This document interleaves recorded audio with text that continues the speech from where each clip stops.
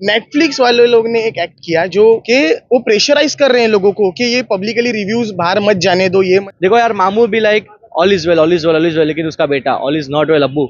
दावा तो ऐसा करते हैं जैसे नेटफ्लिक्स पूरे वर्ल्ड में देखा जा रहा है। ये अप्रूवल नहीं मिलने के बावजूद भी इन्होंने प्रेस शो रखा यशराज वालों ने। आप दूसरों की कम्युनिटी की गंदगी दिखाना चाहते हैं ऑन स्क्रीन, लेकिन आप खुद की बातें कभी नहीं करते। आप खुद अभी ऐसा हो गया कि आप नोट गिनने के चक्कर में आप ऑडियंस गिनना भूल गए आप। ये हमारा मुल्क, ये हमारा देश, ये हमारा हिंदुस्तान है, और यहाँ पे जितनी भी जातिवादी है ना, ये सब हम एक दूसरे की जान है। Boycott Netflix. और मैं चाहता हूँ कि ये ट्रेंड और चले। क्यों सर? हेलो वन, मैंने दिग्विजय, वेलकम टू बॉलीवुड प्रेमी। दोस्तों, दो फिल्में, एक का नाम है महाराज और एक का नाम है हमारे 12, जो कि लीगली अटक गई है रिलीज होने के लिए। कोर्ट से उसको क्लीन चिट नहीं मिल रही है। काफ़ी बार अलग अलग रिलीज डेट्स आए इन दोनों फिल्मों के। ये दोनों फिल्मों पे बात करने के लिए हमारे मुंबई के टू इडियट्स गोलू, समृद्ध और मुंबई का सबसे बड़ा स्ट्रगलर आकिब आया है। शुरुआत में गोलू से करना चाहूँगा कि एग्जैक्टली हम जानेंगे कि क्या हुआ इन दोनों फिल्मों का। शुरुआत करेंगे हम आमिर खान के बेटे, जिनकी डेब्यू पिक्चर महाराज से। सर जी, ये दोनों पिक्चर ही बहुत कंट्रोवर्सीज में भी चल रही हैं जब से इनका जिक्र हुआ है इंडस्ट्री में, और जब से ये आ रही हैं। तो सर जी, मैं महाराज की पहले बात करना चाहूँगा। यशराज प्रोडक्शन की पिक्चर है। ये 1862 की कहानी पे बेस्ड है, वो इंसिडेंट पे कि जहाँ पे जो महाराज थे, इनका नाम अभी ब्रिजनाथ जी ऐसा करके एक नाम है महाराज का, जिन्होंने एक लीगल केस फाइल किया था।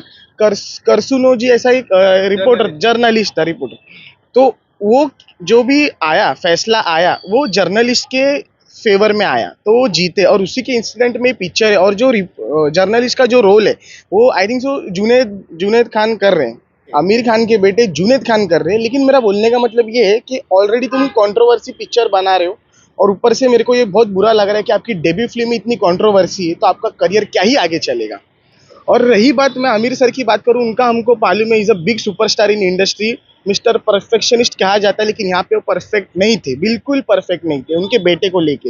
ये जो इंसिडेंट है, जो मैं आपको बता रहा हूँ, ये जो आपको पहले स्टोरी बताई मैंने, ये एक कम्युनिटी है सर जी, पुश्ती मरगी करके, जो गुजरात एंड राजस्थान के बीच की ऐसी कम्युनिटी है। तो उनके सेंटीमेंट्स को हर्ट होगी ये पिक्चर, उन्हें ऐसा लगता है करके ये केस फाइल हुआ गुजरात हाई कोर्ट में। और गुजरात हाई कोर्ट की तरफ से कोई क्लीन शीट नहीं मिला इन्हें, मतलब अप्रूवल भी कुछ नहीं मिला कि आप रिलीज करो इसे। लेकिन तब भी एक चीज मैं भी बोलना चाहूंगा सर, सॉरी मैं आपको चलेगा, कोई बात सर, आपने तो जो बोला महाराज के लिए, तो एक फिल्म और है ऐसी जो है हमारे 12। मैं बोलना चाहूंगा कि राइटर्स क्या मर गए कहानी लिखने के लिए? राइटर्स कहाँ गए? वो राइटर्स जो ऐसी ऐसी फिल्में लेके आते थे, जो हर कम्युनिटी के लोग आके थिएटर में बैठते हैं यार। ऐसा नहीं है कि वहाँ आदिवासी आके बैठते हैं, हर लोग आके बैठते हैं वहाँ पे। हर लोग आके आपकी पिक्चर देखते हैं, तब जाके आपकी पिक्चर 100-200 करोड़। केरला स्टोरी किसने, हर एक ने देखा है आपकी पिक्चर को। खाली सिर्फ आपके हिंदू ने, क्रिश्चियंस ने, इसने नहीं, मुस्लिम्स ने भी बैठ के देखा। मैंने खुद देखा फर्स्ट डे फर्स्ट शो। वो सब फिल्में लेके आओ ना, जो हर एक लोग बैठ के साथ में देखे। जो मनमोहन देसाई साहब वो फिल्में जो बनाते थे, तो उसमें एक ऐसा होता था कि हर कास्ट के लोग बैठ के देखते थे और एंजॉयमेंट करके निकलते थे। तो अब पता नहीं ये ऐसे क्या हो गया बॉलीवुड को, ऐसा क्या नशा चढ़ गया है कि हर एक कास्ट को ही लेके बना रहे हैं। मतलब मुझे तो समझ नहीं आ रहा। अनु कपूर जैसे एकदम लेजेंडरी एक्टर, जो एक टाइम पे उनका मैं एक शो देखता था, हाँ, उस पर बड़ी बड़ी अच्छी उर्दू बोलते थे, वो सब कुछ करते थे। तो उर्दू तो खास करके मोमेडियंस में बोलते, संस्कृत जो है वो सनातन धर्म में बोलते हैं, और कैथलिक जो भाषा है वो अलग है। तो अब अपनी फिल्मों में ये चीज़ भी दिखाते हो कि हाँ, हम एक कास्ट को, हर कास्ट को फॉलो करते हैं, हर चीज़ को फॉलो करते हैं, और एक फिल्म ऐसी बनाते हो जहाँ पे आपको काम मिलना बंद हो जाता है, तो आप फिर अपनी वही कुत्तागिरी पे आ जाते हो। सर तो ये गलत है ना सर। मतलब एक जगह पे आप जगह दिखा रहे हो। क्या हुई है, कहाँ पे फंसी है पिक्चर? सर जी देखो, 7 जून को रिलीज होने वाली थी हमारे 12। पहले तो उसका ट्रेलर हटाया गया कुछ कारणों की वजह से, कि बोले ये ट्रेलर ऐसा है वैसा है, जो भी हो। फिर 7 जून को बात ये कोर्ट में गई, हाई कोर्ट में, वहाँ पे कोई डिसीजन आया। तो 14 जून को रिलीज हो रही थी, शोज भी आ चुके थे 7-8 थिएटर में, वो भी थाने में, बोरीवली, सब साइड में। इधर बैंड्रा के इतने टुकड़े में मैंने कहीं देखा नहीं, और ना ही मैं जहाँ रहता हूँ चेंबूर साइड में, वहाँ कहीं नहीं देखा मैंने। तो 14 जून को भी सर ये सुप्रीम कोर्ट में गई, फिर वहाँ पे जाके इसका कुछ अभी चल रहा है कि अगर ये पिक्चर्स की कुछ सीन्स अगर कट हो गए इसका रनिंग टाइमिंग कुछ 1 घंटा 52 मिनट से तो समथिंग कुछ आधे पौने घंटे की फिल्म कटेगी। उसके बाद फिर इसको रिलीज करा जाएगा। अगर वो लोग अप्रूवल नहीं देते इसका तो ये पिक्चर रिलीज होने वाली नहीं है। अभी भी लटकी पड़ी है सर अभी क्या भी। इसका प्रेस शो हुआ था? सर जी प्रेस शो तो हुआ था लेकिन वो भी कैंसिल हो गया। क्योंकि क्लीन शीट नहीं मिला उन्हें, इसलिए प्रेशर नहीं हुआ। तो यही बात मैं यहाँ पे कंटिन्यू करना चाहता हूँ। एक अच्छा इन्होंने बोला बात कि देखो इन्हें क्लीन शीट नहीं मिली हमारे 12 को, तो उन्होंने प्रेस शो कैंसिल किया है ना। जी सर।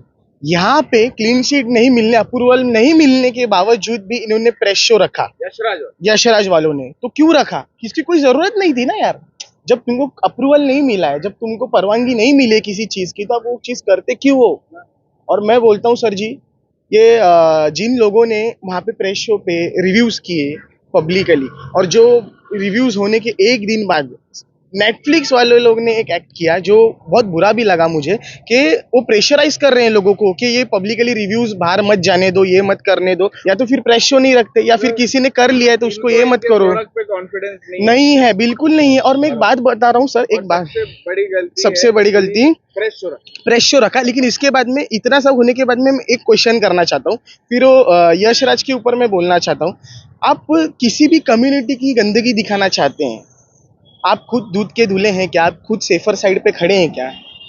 भाई मैं खुद बोल रहा हूँ। अब सेम नेटफ्लिक्स के लिए भी है, क्योंकि देखो इनकी मैं सीरियल वाइज भी बोलूंगा ना। आप बोलो सीरियल वाइज में आपको मैंने वो जो लिस्ट दी थी वो बताओ इनको कि कितने फ्लॉप से कंटिन्यू। सर मैं नेटफ्लिक्स के बताता हूँ, जो एकदम वाहियात इन लोग ने फिल्में बनाई है, सीरीज बनाई है, और दावा तो ऐसा करते हैं जैसे नेटफ्लिक्स पूरे वर्ल्ड में देखा जा रहा है, जो कि मुझे तो लगता है धारावी के लोग भी देखते नहीं होंगे इन लोगों को। सर मैं बताना चाहूंगा कि सबसे पहले तो सर लव स्टोरीज 2 है, ये फैमिली के साथ देखने की पिक्चर तो लायक है ही नहीं, तो किसके लिए बनाए थे सर। दूसरी चीज मिशन मजनू, और तीसरी चीज भक्षक, और सर किलर सूप मनोज बाजपेयी की जो थी, मतलब क्या हिसाब से वो फिल्म थी मुझे कुछ समझ में नहीं आया। और सर एक हसीन दिलरुबा, खुफिया, जाने जा, मतलब ये सब क्या चीज थी। और एक स्पेशल मैं ऐड करना चाहूंगा सर, रायना नायडू, उसमें शुरुआत में एक सीन है, ये सब आप दिखाना चाह रहे हो पूरी फैमिली के साथ बैठ के, हम यंगस्टर्स देखे कि हाँ दादी माँ, हाँ मम्मा देखो ये सब चीज हम लोग देखते हैं, और ये हमको कुछ सीखने मिल रहा है इसमें। और एक बात, इनके कंटेंट, नेटफ्लिक्स का कल ट्रेंड चल रहा था ट्विटर पे, बॉयकॉट नेटफ्लिक्स, और मैं चाहता हूँ कि ये ट्रेंड और चले। क्यों सर जी? एक वेटरन एक्टर है हमारे वेंकटेश जी, आप उनसे गाड़ी में बिठवा के ये बात बोलवा रहे हैं कि अभी मैं अपने अम्मा से सीख के कि कैसा छोड़ते। This is not the way you give lessons. भाई मैं हमेशा बोलते आया हूँ और आज भी बोलूंगा, ये प्लेटफॉर्म पे भी और हर जगह पे भी, कि जो हमारा सिनेमा, इंडियन सिनेमा है, it's a reflection of our society. तो मैं एक ही बोलना चाहता हूँ कि आप अगर हमारे देश की खूबसूरती नहीं दिखा सकते ना, तो आप बदसूरती भी मत दिखाइए। आता हूँ मैं समरुदय के पास में। हाँ जी सर। पूरा बैकग्राउंड सुना है हमने दोनों पिक्चरों का, हाँ जी सर। और नेटफ्लिक्स के जो भी सुपर फ्लॉप कंटेंट जो आया है, ये सब सुन के क्या बोलना चाहिए? सर मैं तो इतना ही बोलूँगा कि हमारे 12 के 12 बज गए, और महाराज का तो महाराज भी माफ़ नहीं करेंगे बस। महाराज नाराज हो गए। महाराज नाराज हो गए बस। और सच में यार, मतलब ये मुझे तो इतना बड़ा दुख हो रहा है कि अपने हिंदुस्तान में ये सब चीज़ चल रहा है। ये सबसे बड़ा दुख हो रहा है, क्योंकि जब हम लोग थिएटर में जाते हैं तो थिएटर में सबसे पहला क्या होता है? राष्ट्रगीत होता है अपना, जनगण मन चालू होता है, क्योंकि उधर वहाँ पे ना कौन सी जात नहीं आती, पूरे इंडिया, पूरा हिंदुस्तान खड़ा होता है उस चीज पे। कम्युनिटी वहाँ पे कम्युनिटी नहीं देखी जाती। आज बाजू में हम लोग खुद को नहीं पता ये कौन से कास्ट का है, कौन से कम्युनिटी का है, नहीं। क्योंकि और सबसे इम्पोर्टेंट बात है कि हाँ तुम लोग ये सब कंट्रोवर्सी, आप पिक्चर ये सब बनाने की जरूरत ही नहीं है, मैं तो बोलूँ। क्योंकि ऑडियंस को क्या चाहिए? 3 घंटे की पिक्चर होना तो फ्रेश हो जाए माइंड। दिमाग खराब कर रहे हैं लोग, एंटरटेन हो पब्लिक, लेकिन ये लोग दिमाग खराब कर रहे हैं। ऐसे काइंड ऑफ ये सब बनाने की कोशिश कर रहे हैं ना, तो बकवास। और मैं एक चीज स्पेशली मेंशन करना चाहूंगा, Junaid Khan, the son of Aamir Khan. देखो यार, मामू भी like all is well, all is well, all is well, लेकिन उसका बेटा ऑल इज नॉट वेल, अब्बू ऑल इज नॉट वेल। भाई मतलब उनका सफर सिर्फ रिक्शा से लेकर रिक्शा तक ही है भाई, क्योंकि हर वो पेपराइजी सिर्फ उनको वो बैग में और रिक्शा में बैठ के वो सब कवर करती है, लेकिन ये वही ऑडियंस वाला वो पिक्चर को प्रमोट नहीं कर पा रही है। सोचो ना सर, वो महाराजा नाम की फिल्म था, क्या थी, मुझे कल पता चला ये चीज। ट्रेलर भी नहीं आया, और नहीं, और एक ही पोस्टर नहीं नहीं, पोस्टर आया, लेकिन उसका ट्रेलर मैंने शायद से आया था, लेकिन मैंने जब यूट्यूब पे देखना चालू किया, खत्म, डिलीट। और क्या ये मतलब, ये यशराज इतना बड़ा नाम है, ये इतना बड़ा प्रोडक्शन हाउस है अपने हिंदुस्तान में, यशराज का नाम खराब हो रहा है सर, क्योंकि उनके खुद के बेटे खराब कर रहे हैं सर। क्योंकि यार वो लोग भी कोई दूध के दूल्हे है नहीं। उन्होंने क्या, भले उन्होंने बहुत बड़ी फिल्म दी हो, बहुत बड़े एक्टर्स उनके साथ हो, लेकिन उनके पास कंटेंट की है ही नहीं, कंटेंट है ही नहीं। देखो उसके सबसे पहला कंटेंट क्या है कि थग्स ऑफ हिंदुस्तान बने थे, फ्लॉप। धूम 3 फ्लॉप, क्या है पिक्चर बना रहे तुम लोग। लेकिन एक इसी पे बात करना चाहता हूँ, ये एक्चुअली यशराज प्रोडक्शन बड़ा इसीलिए है क्योंकि इनके पास बड़े बड़े सिलेब्स हैं, और उसमें से मैं अगर नाम भी ले लूँ तो बिंदास ले सकते हैं। शाहरुख सर है हमारे, सलमान सर है और खुद हमारे आमिर सर है। ये तीनों जन का अगर नाम ले लो, इंडस्ट्री ऐसे ही कूद के भाग के आ जाता है। और मैं बोलूँ कि आप लोगों की गंदगी दिखाते, मैं एक बात बोलता हूँ, यहाँ पे कोई दूध का धुला नहीं। हर एक कम्युनिटी में कोई ना कोई लोग होता है जो कहीं ना कहीं होती है बातें। तो इसका मतलब ये नहीं कि आप उसको बड़े पर्दे पे लेके आइए, उसको हाईलाइट कीजिए और इतना दरिंदगी से दिखाए कि लोगों को पसंद ना आए। और एक मिनट, मेरा कंप्लीट नहीं हुआ। मेरा बोलने का मतलब ये है कि आप दूसरों की कम्युनिटी की गंदगी दिखाना चाहते हैं ऑन स्क्रीन, लेकिन आप खुद की बातें कभी नहीं करते। आप खुद 3-3 4-4 शादियां कर रहे, आप दूसरे, this is not the way यार। तुम लोग अगर गंदगी कर रहे हो, खुद के इसमें पहला झांको, फिर दूसरे की देखो। देखो ये क्यों हो रहा है मालूम है, देखो ये क्यों हो रहा और है है ना, मालूम है? और सबसे बड़ी बात, ये लोग इतना सब करने के बाद भी ऐसा शो क्रिएट कर देते, सत्य में विजेते में नाम लेना चाहूंगा। मतलब क्या है ये सत्य में विजेते, और कितने सारे हैं। देखो मैं ये बोल रहा था, ये ना कर्मा है सर, कर्मा, ये कर्मा हो रहा है सर। यस, क्योंकि है ना देखो अभी ये एक बेस्ट एग्जांपल देता हूँ सर, सुशांत सिंह राजपूत का ही ले लो सर। क्योंकि सुशांत सिंह राजपूत पे यशराज के लिए वो कॉन्ट्रैक्ट साइन किया था, लेकिन उसके बाद कुछ हुआ ही नहीं। वो पानी नाम की फिल्म आती यशराज की थी, कैंसिल हो गई, इसलिए ये सब हो गया।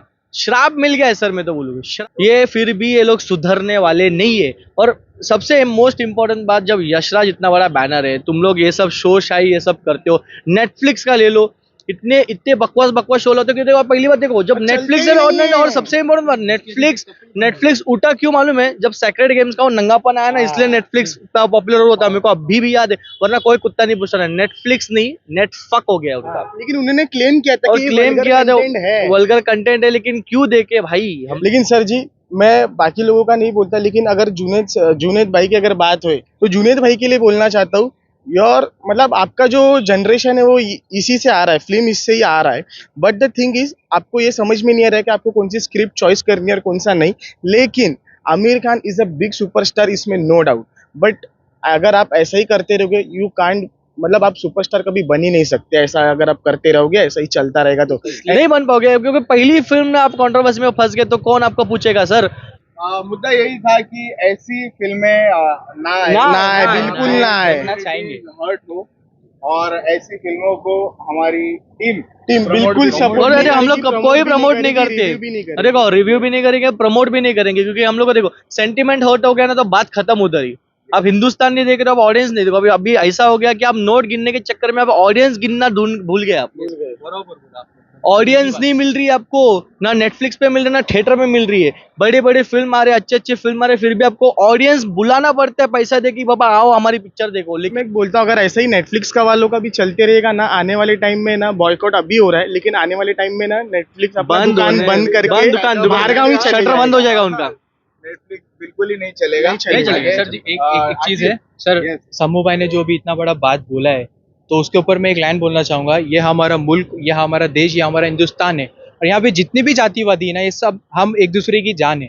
क्योंकि यहाँ पे अगर सुबह 6 बजे अल्लाह अकबर की अजान होती है, तो साथ में मंदिर में जय श्री राम और जय हनुमान के नारे भी लगते हैं, और चर्च के अंदर लोग आके प्रेयर भी करते हैं, और जितनी भी जातिवादी है सब लोग एक साथ में सुबह उठ के, यहाँ पे हमारे पास ये नहीं होता तू लाउड स्पीकर बंद कर, तू ये कर, तू वो कर। अगर होता भी है तो वो कुछ दरिंदे करते हैं, लेकिन हम जो अभी की यूथ है, हम सब एक दूसरे को लेके चलते हैं, क्योंकि सबकी रगों में एक ही खून है, सबको बनाया है एक ही ऊपर गॉड ने, तो इसमें बंटवारा करना नहीं चाहिए। और ऐसे जो लोग गंदगी फैला रहे ना, तो उन लोगों को साफ करने के लिए हम बैठे, जैसे कोरोना को साफ किया था वैसा इसको भी साफ कर देंगे।